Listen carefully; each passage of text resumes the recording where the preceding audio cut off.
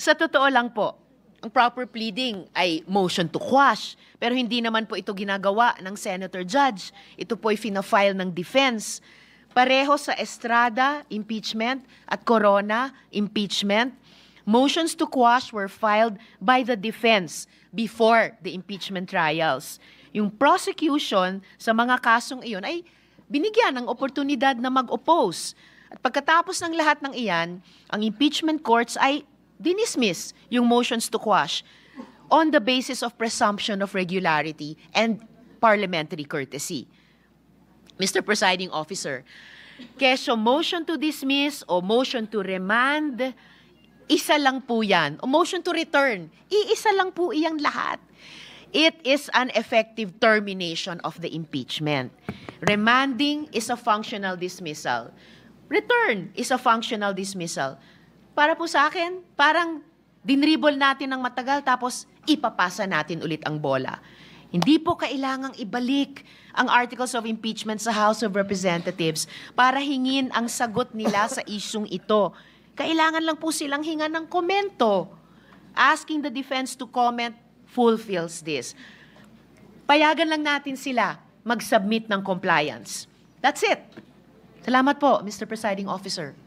Before recognizing Senator Judges Bato, Tolentino, and Gatchalian, Chair would like to respond in the hope of giving clarity to some of the points raised by Senator Judge Ontiveros.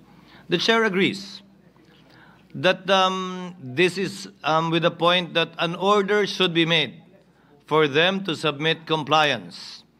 And the Chair views this motion as having that effect.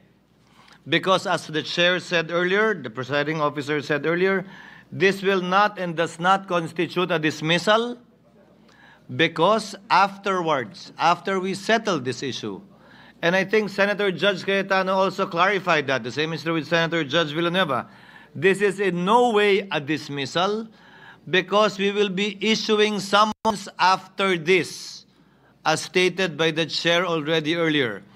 I think it would be a mischaracterization as to the intent of the court that is the desired effect.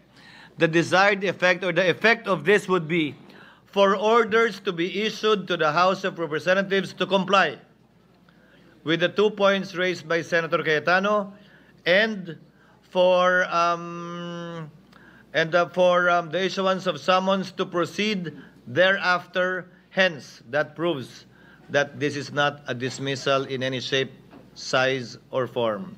Senator Tolentino is recognized.